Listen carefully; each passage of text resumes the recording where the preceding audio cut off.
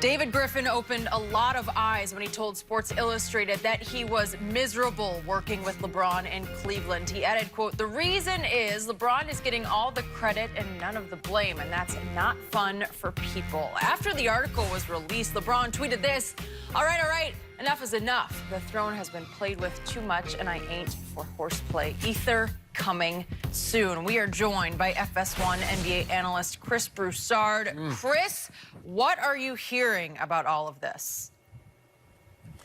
Well, this morning I have texted with David Griffin, and he said that a lot of his comments, or the comments in this article, were taken out of context. He said that the misery that he felt, in Cleveland came from the constant media scrutiny that, he went through being the GM for LeBron's teams. He also said that he is going to address this situation publicly later today. So I guess we'll get some type of statement or something from David Griffin later. As far as my reaction to the article, the way it was written, the thing that surprised me the most was the way it was put into this context, whether Griffin agrees with it or not. The way it was written, there was a great lack of appreciation for what LeBron James did for David Griffin. And that's really what surprised me the most. It came off like David Griffin would have been happier building, if LeBron had never come to Cleveland and he builds the team around Kyrie Irving, and it's all about, can we make the playoffs? Can we get to the second round? Then can we become a contender in the conference? Maybe can we get to the finals? Like, he would have been happier doing that and never winning the championship or getting to the finals than what he had with LeBron, which was 3 straight trips to the NBA Finals, the only championship in any major sport in the last 52 years for the city of Cleveland, Ohio. So that really surprised me the most. Look, Griff is a good GM. Nobody disputes that. But had LeBron never gone to Cleveland, and Griff had nothing to do with that. He likes Griff, but Griff had absolutely nothing to do with LeBron choosing to go back to the Cavaliers. If LeBron doesn't go back there and Griff builds up the team, the likelihood is that they probably never become a contender. They may never even make the playoffs. Griff eventually gets fired, and then he's not the sought-after and highly respected GM that he is now, and probably isn't the GM of the New Orleans Pelicans with what looks like a bright future right now.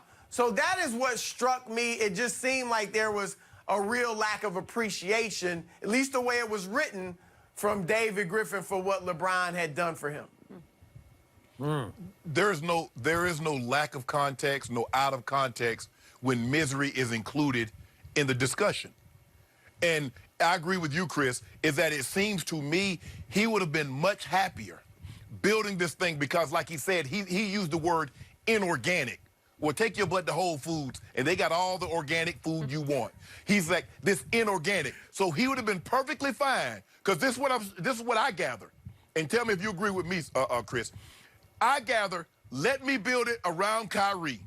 If we get to the playoffs, that's fine and good. But if we never win a championship, I'm going to get the credit for building this. We get to the championship with LeBron James, I don't get none of the credit because everybody's saying this LeBron did this. LeBron put these pieces together. He only had to what? I wanted some younger guys, and we had to sign Mike Miller. I had to sign Kendrick Perkins. So it seems to me he's very unappreciative of the championship that I do not believe he would have got without LeBron. The other opportunities that he got because of LeBron, it seems to me that he wants to take shots from a distance now that he has a new position. The time to take the shot is when you're working for NBA TV. That's when you say, guys, look, I'm up here. Man, it was miserable. I mean, LeBron James signing one-year contracts, the constantly, the brow beating and yada, yada, yada. I had a terrible time. You don't wait till you go get you another job and you think you're sitting pretty. That, don't forget, LeBron James did, give you a nice recommendation, but that's neither here nor there. Don't forget where you came from, David Griffin. But you know what? I believe LeBron, he says ether's coming. I believe LeBron's going to take the high road. LeBron's door has always been open to players, coaches and general managers. Name a player that didn't get paid that was around LeBron. Look at JR. Look at Tristan Thompson. Look at Kevin Love. Everything these guys do. Kevin Durant ain't have no media boardroom. That's a direct copy of Uninterrupted. Now all of a sudden these guys got media companies. Kevin Durant venture 35. Steph Curry. LeBron keeps his doors open, but everybody loves to take shots at the guy. That's all right. Your day coming. It's gonna be a day of reckoning when we hold up that trophy next year. What we got trophy? something for you. For participation? You know what? Larry O'Brien, in the words of Shaq, you remember Chris, when Shaq won that trophy and he had that rap, he like, how my butt tastes, y'all? How it tastes. Yeah. Is that what LeBron's going to say? Probably not. Yep. I will be right there with you. Chris Broussard, you are telling me that David Griffin is going to crumble and walk it all back. He's going to backtrack on everything he said in this article. Is that where we're heading? Yeah, it's going to be interesting, Skip, because one thing I wasn't surprised at with the article was the candidness that Griffin showed. Griff is a very candid guy.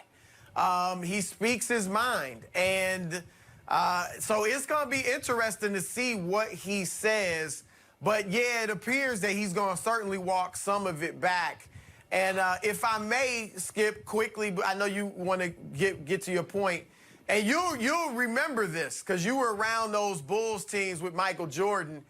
Wasn't Jerry Krause very resentful that he never got credit for what he felt was building around Jordan and his contributions to those championship teams? Like, he didn't get credit for bringing in a Tony Kukoc and the other pieces that he put Ron around Harper. Michael to win the championships.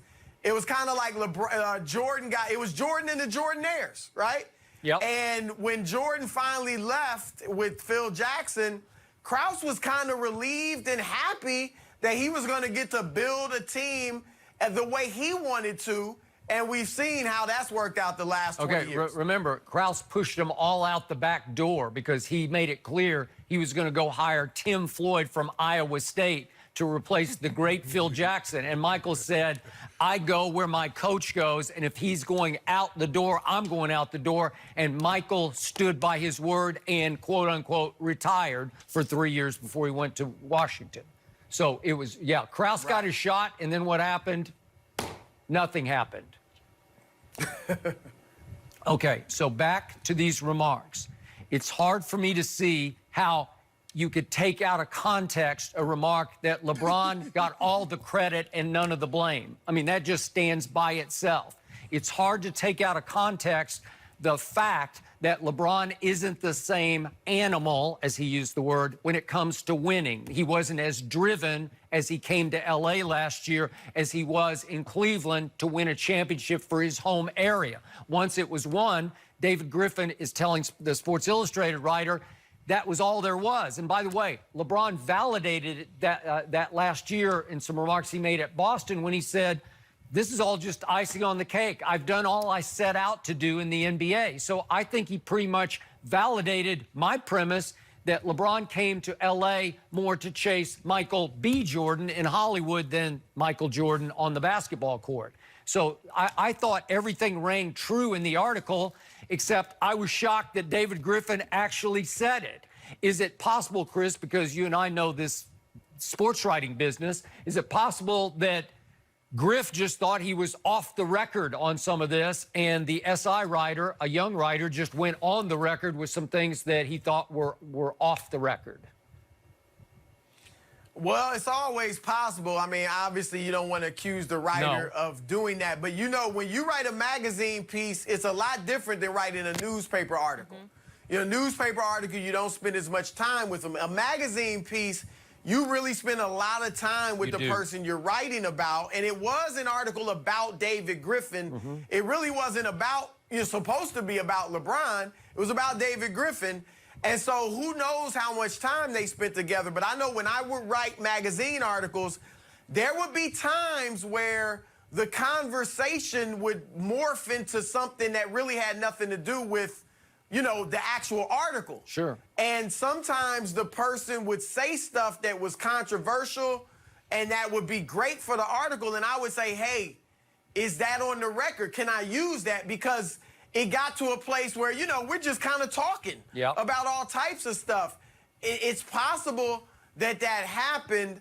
I think what's also possible, Skip, is that you know how it is for an article.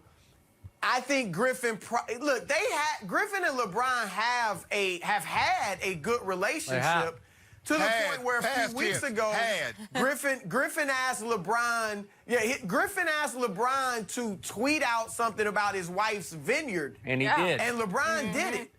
He's got 43 million followers, so that's obviously big publicity. It's the end of that. So they've had a good relationship. It's possible, I think, that in the midst of the interview, Griffin said some favorable things about LeBron, and those just didn't make the article. Maybe. You know, maybe the writer went for the controversial quotes, and if that's what he was going for, he certainly got it.